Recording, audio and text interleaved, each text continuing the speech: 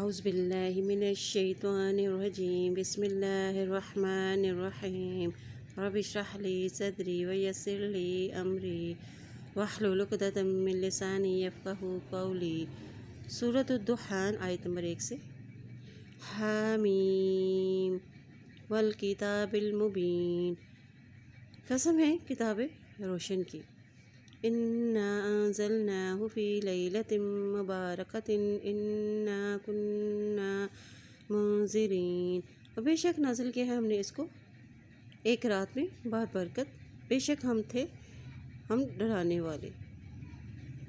فی لیلۃ یعنی اس سے مراد شب قدر ہے، مبارکۃ رمضان کی رات، فیصلے کی رات، یعنی اس رات نبی صلی اللہ علیہ وسلم پر قرآن کا نزول شروع ہوا۔ اس رات کی عبادت 1000 مہینوں سے بہتر ہے۔ اس میں فرشتے اور روح الامین کا نزول ہوتا ہے اور اس رات کے سارے سال میں ہونے والے واقعات کا فیصلہ کیا جاتا ہے۔ اس رات طویل قیام، سجدے اور تسبیحات کی جاتی ہیں۔ اب قرآن کے نزول کا مقصد کیا بتایا گیا ہے؟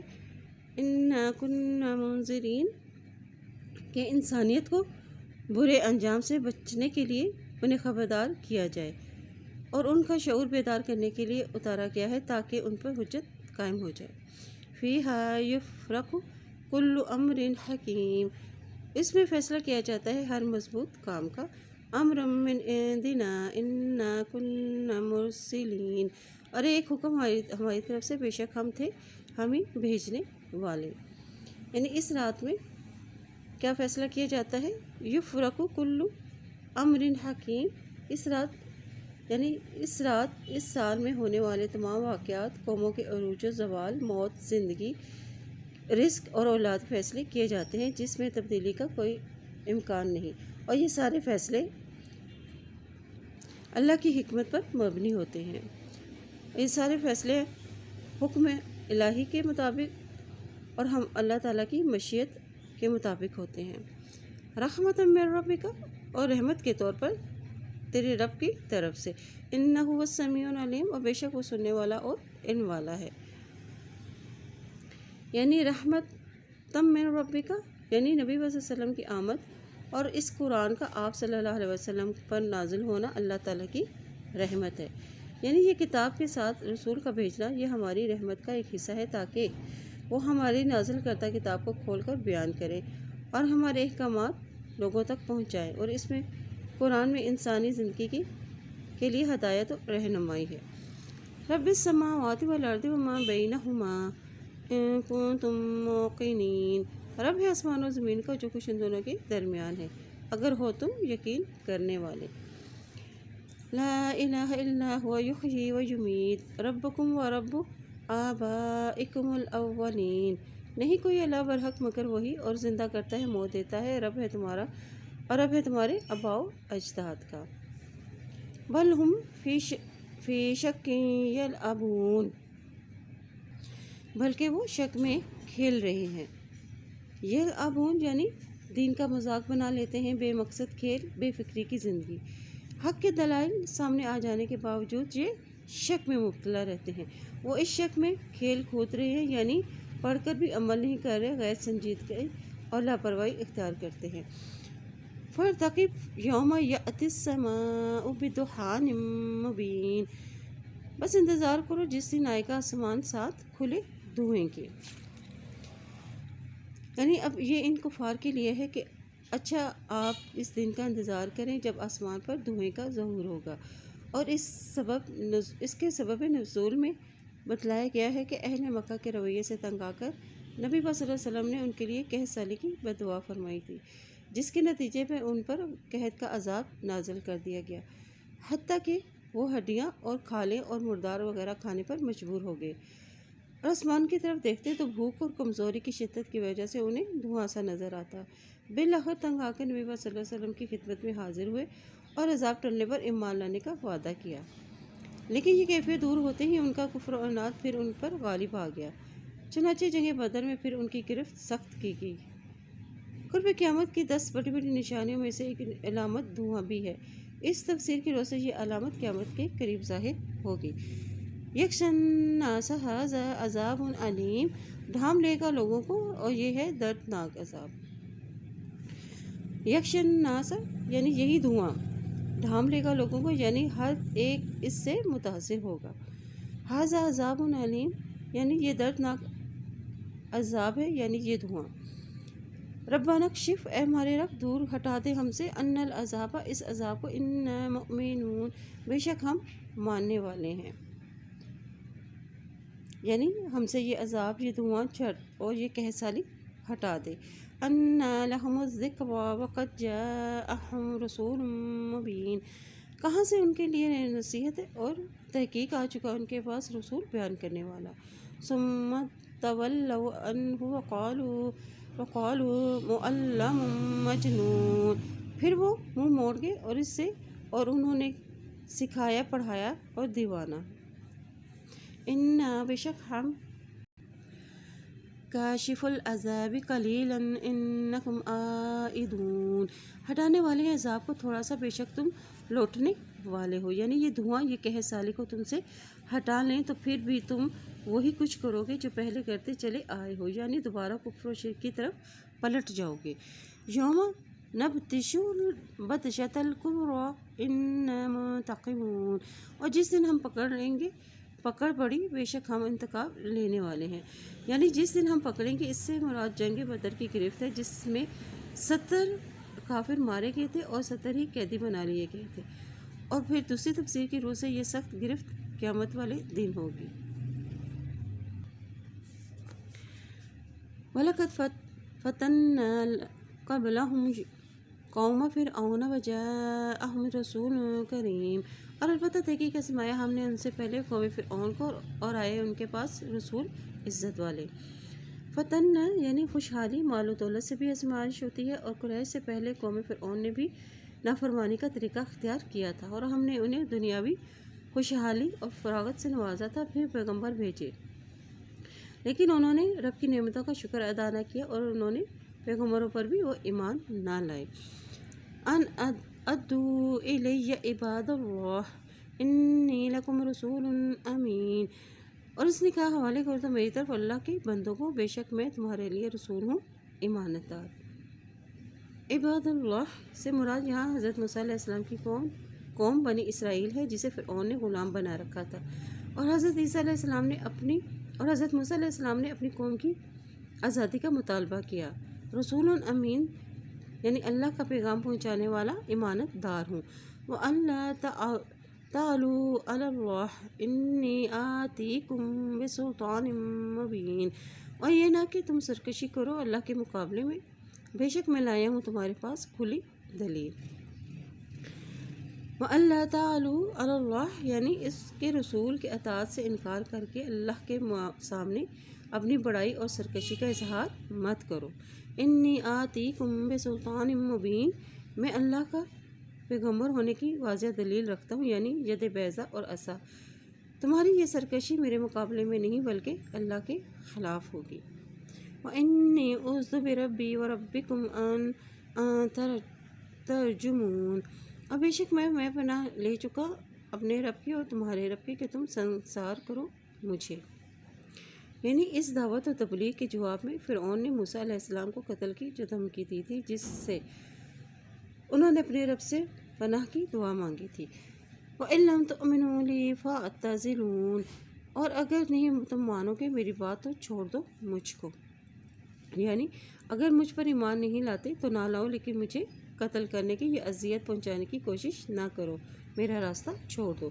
فَدَعَا رَبَّهُ أَنَّ هَٰؤُلَاءِ قَوْمٌ مُجْرِمُونَ تو اس نے پکارا اپنے رب کو، بے شک یہ لوگ مجرم ہیں، یعنی جب انہوں نے دیکھا کہ دعوت کا اثر قبول کرنے کی بجائے ان کا کفر و عناد اور بڑھ گیا ہے، تو وہ اللہ کی بارگاہ میں انہوں نے دعا کی۔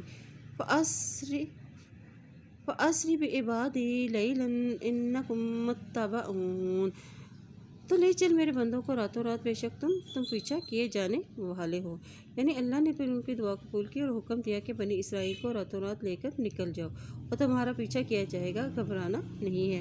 وَاتْرُكِ الْبَحْرَ رَهْوًا إِنَّهُمْ جُندٌ مُغْرَقُونَ اور چھوڑ دو سمندر کو ساکن، اور بے شک وہ لشکر ہے غرق ہونے والا۔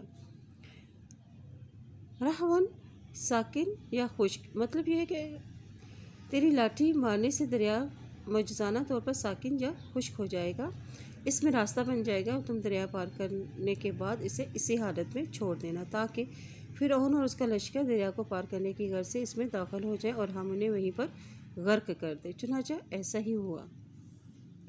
کم ترکوا من جنات وعیون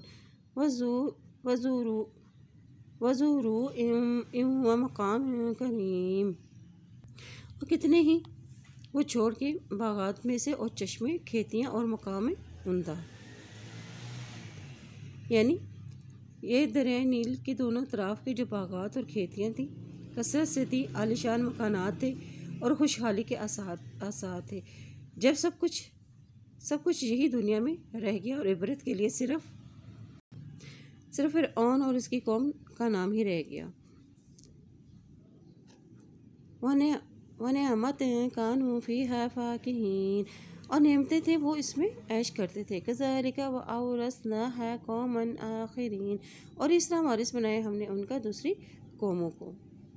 یعنی ان ساری نعمتوں کو، یعنی وہ جو عالیشان مکان تھے، ہنر، مال و دولت، لباس اور زیورات، وہ اس کو اسی طرح چھوڑ کر چلے گئے۔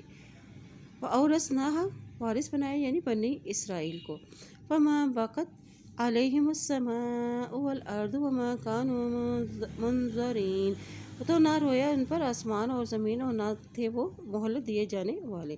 یعنی نہ تو آسمان رویا ان کے اس عبرتناک سزا پر، یعنی فرعونیوں پر، جو چونکہ ان کے تو نیک اعمال نہیں تھے جو آسمان پر چڑھتے اور آسمان ان پر روتا۔ اور والارض، یعنی نیکی کرنے سے جو زمین میں خیر پھوٹتی ہے، چونکہ یہ اللہ کی عبادت بھی نہیں کرتے تھے اس لیے زمین بھی ان کی محرومی پر نہ روئی۔ مطلب آسمان و زمین میں کوئی بھی ان کی ہلاکت پر رونے والا نہ تھا۔ وَلَقَدْ نَجَّيْنَا بَنِي إِسْرَائِيلَ مِنْ عَذَابِ الْمُهِينِ، البتہ تحقیق نجات دی ہم نے بنی اسرائیل کو رسوا کن عذاب سے، یعنی غلامی سے انہیں نجات دی۔ من فرعون، فرعون سے، انہ کان عالیٰ من المسرفین، بے شک وہ تھا بلند درجے والا اور حد سے بڑھنے والا۔ وَلَقَدِ اخْتَرْنَاهُمْ، اور البتہ تحقیق ترجیح دی ہم نے، یعنی ان کو چن لیا، ان کو مقام دیا اور جہاں والوں پر، علی علم، باوجود علم کے، علی العالمین، جہان والوں پر۔ وَآتَيْنَاهُم مِّنَ الْآيَاتِ مَا فِيهِ بَلَاءٌ مُّبِينٌ، اور دی ہم نے ان کو نشانیوں میں سے جو اس میں آزمائش تھی کھلی۔ آیات سے مراد وہ معجزات جو موسیٰ علیہ السلام کو دیے گئے، اس میں فیہ بلاء مبین، یعنی اور اس میں آزمائش کا یہ پہلو تھا کہ اللہ دیکھیں کہ وہ جو ہے لوگ کیسے عمل کرتے ہیں، یا پھر ان آیات سے مطلب وہ احسانات ہیں جو اللہ تعالیٰ نے ان پر فرمائے، مثلا فرعون کو غرق کر کے ان سے نجات دلوائی، ان کے لیے دریا کو پھاڑ کر راستہ بنایا، بادلوں کا سایہ کیا، اور من و سلویٰ کا نزول وغیرہ۔ اس میں آزمائش یہ تھی کہ ان احسانات کے بدلے میں یہ قوم اللہ کی فرما برداری کا راستہ اختیار کرتی ہے یا کہ سرکشی کا۔ ان ہؤلاء لیقولون، بے شک یہ لوگ البتہ کہتے ہیں، یہ اشارہ کفار مکہ کی طرف ہے، فرعون نے بھی ان کی طرح کفر پر ہی اصرار کیا تھا۔ دیکھ لو ان کا حشر کیا ہوا، اگر یہ کفار مکہ بھی اپنے کفر پر قائم رہے تو ان کا انجام بھی فرعون کی طرح ہوگا۔ ان ہی الا موتتنا الاولی وما نحن بمنشرین، اور نہیں ہے مگر موت ہماری پہلی اور نہیں ہے ہم اٹھائے جانے والے، یعنی یہ دنیا کی زندگی ہی آخری زندگی ہے، اس کے بعد دوبارہ زندہ نہیں ہونا، اور حساب کتاب بھی ممکن نہیں ہے، ہم مر گئے تو ہم فنا ہو جائیں گے اور اس کے بعد کوئی زندگی نہیں۔ فَأْتُوا بِآبَائِنَا إِن كُنتُمْ صَادِقِينَ، بس لے آؤ ہمارے باء و اجداد کو اگر ہو تم سچے۔ یعنی نبی اور مسلمانوں کو کافروں کی طرف سے کہا جا رہا ہے کہ اگر تمہارا یہ عقیدہ واقعی درست ہے کہ دوبارہ زندہ ہونا ہے تو پھر کیا کرو، ہمارے باپ دادا کو زندہ کر کے دکھاؤ، چونکہ دوبارہ زندہ کرنے کا عقیدہ تو قیامت سے متعلق ہے، نہ کہ قیامت سے پہلے دنیا میں زندہ ہو جانا یا کر دینا۔ اہم خیر ام قوم تبع والذین من قبلہم اہلکناہم انہم کانوا مجرمین، کیا وہ اچھے یا تبع کی قوم اور وہ لوگ جو اس سے پہلے تھے ہلاک کیا ہم نے ان کو، بے شک وہ تھے مجرم۔ یعنی یہ کفار مکہ، عتبہ اور اس سے پہلے کی قومیں عاد و سمود سے بھی زیادہ طاقتور اور بہتر تھیں۔ جب ہم نے انہیں ان کے گناہوں کی پاداش میں ان سے زیادہ قوت رکھنے کے باوجود انہیں ہلاک کر دیا تو یہ کیا حیثیت رکھتے ہیں؟ تو بس یہ مراد قوم سبا ہے۔ سبا میں حمیر قبیلہ تھا، یہ اپنے بادشاہ کو طبع کہتے تھے اور یہ اپنے وقت کی عظیم ترین قوم تھی جو طاقت اور قوت میں، شوکت اور حشمت میں، خوشحالی اور فراغت میں ممتاز تھی۔ لیکن جب اس قوم نے پیغمبروں کی تکذیب کی تو اسے بھی تہس نہس کر کے رکھ دیا گیا۔ وَمَا خَلَقْنَا السَّمَاوَاتِ وَالْأَرْضَ وَمَا بَيْنَهُمَا لَاعِبِينَ، اور نہیں پیدا کیا ہم نے آسمان و زمین کا اور جو کچھ اس دونوں کے درمیان ہے کھیل تماشے کے طور پر۔ مَا خَلَقْنَاهُمَا إِلَّا بِالْحَقِّ وَلَٰكِنَّ أَكْثَرَهُمْ لَا يَعْلَمُونَ، اور نہیں پیدا کیا ہم نے ان دونوں کو مگر حق کے ساتھ، لیکن اکثر ان میں علم نہیں رکھتے۔ یعنی ہم نے انہیں درست اور تدبیر کے ساتھ ہی پیدا کیا ہے کہ لوگوں کی آزمائش کی جائے، نیکوں کو ان کی نیکیوں کی جزا دی جائے اور بدوں کو ان کی گناہوں کی، لیکن اکثر ان میں سے وہ اس مقصد سے غافل اور بے خبر ہیں اور آخرت کی تیاریوں سے بھی بے پرواہ ہیں۔ ان یوم الفصل میقاتہم اجمعین، اور بے شک فیصلے کا دن ان کی میعاد ہے اس سب کی۔ یوم لا یغنی مولا عن مولا شیئا ولا هم ینصرون، اور جس دن نہ کام آئے گا کوئی عزیز کسی عزیز کو کچھ بھی اور نہ ہی وہ مدد دیے جائیں گے۔ الا من رحم اللہ انہ هو العزیز الرحیم، مگر جس پر رحم فرمائے اللہ، یقیناً وہی غالب ہے اور رحم فرمانے والا ہے۔ رحم اللہ یعنی اس دن تو صرف اللہ ہی کی رحمت کام آئے گی اور اللہ کی رحمت کی وجہ سے ہی جنت ملے گی۔ ان شجرۃ الزقوم طعام الاثیم کالمحل یغلی فی البطون كغلی الحمیم خذوه فاعتلوه إلی سواء الجحیم ثم صبوا فوق رأسه من عذاب الحمیم ذق انک انت العزیز الکریم، بے شک درخت زقوم کا کھانا ہے گناہ گاروں کے لیے، گلے ہوئے تانبے کی طرح جوش کھائے گا پیٹوں میں، مانے جوش کھانے کے کھولتے پانی کے، پکڑ لو ان کو بس گھسیٹو ان کو طرف جہنم کے وسط میں، پھر انڈیل دو ان کے سروں پر کھولتے ہوئے پانی کے عذاب میں سے، جھکو بے شک تھے تم زبردست اور عزت والے۔ یعنی یہ سزائیں انہیں بتائی جا رہی ہیں کہ ان کے لیے جہنم میں کیا کیا سزائیں ہوں گی۔ یعنی ان کے لیے زرقوم کا درخت کھانے کو دیا جائے گا، اور گناہ گاروں کے لیے وہ گنہ گار جو جان بوجھ کر گناہ کیا کرتے تھے، وہ زرقوم کی خوراک کھولتے ہوئے پانی کی طرح ان کے پیٹ میں کھولے گی۔ اور جہنم میں جو فرشتے ہوں گے ان سے کہیں گے کہ جب اہل دوزخ بھوک کی شدت میں ہوں گے انہیں کھینچ کر ذلیل کرتے ہوئے ان کو جہنم میں لے جاؤ، اور وہاں انہیں زقوم کا درخت کھانے کے لیے دیا جائے گا جس سے ان کے پیٹ کھولیں گے، پھر پیاس کی صورت میں انہیں کھولتا ہوا پانی دیا جائے گا اور اسے ان کے سروں پر اڈیل دیا جائے گا۔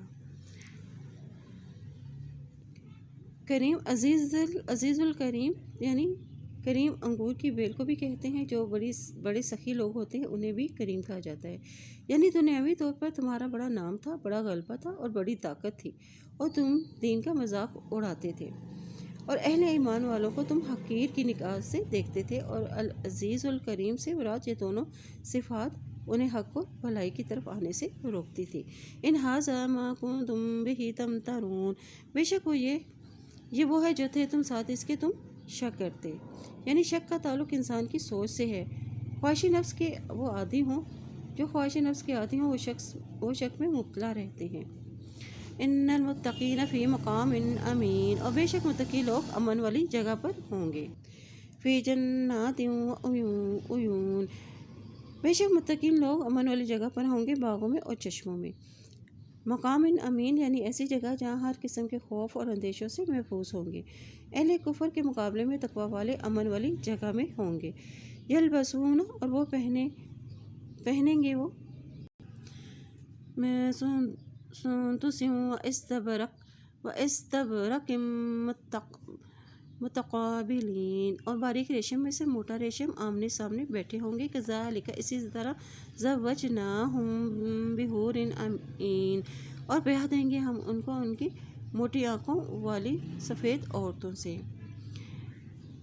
یدعون فیہا بکل فاکہۃ آمنین، اور وہ طلب کریں گے اس میں ہر قسم کے پھل امن میں رہنے والے، آمنین یعنی امن سے رہنے والے، بے خوفی کے ساتھ، ان کے ختم ہونے کا اندیشہ بھی نہ ہوگا، نہ وہ بیمار ہوں گے، اور موت، تھکاوٹ اور خوف بھی نہ ہوگا۔ لا یذوقون فیہا الموت الا الموتۃ الاولی ووقاہم عذاب الجحیم، یعنی دنیا میں جو موت آنی تھی وہ بس آ چکی، اب جنت میں موت نہ ہوگی۔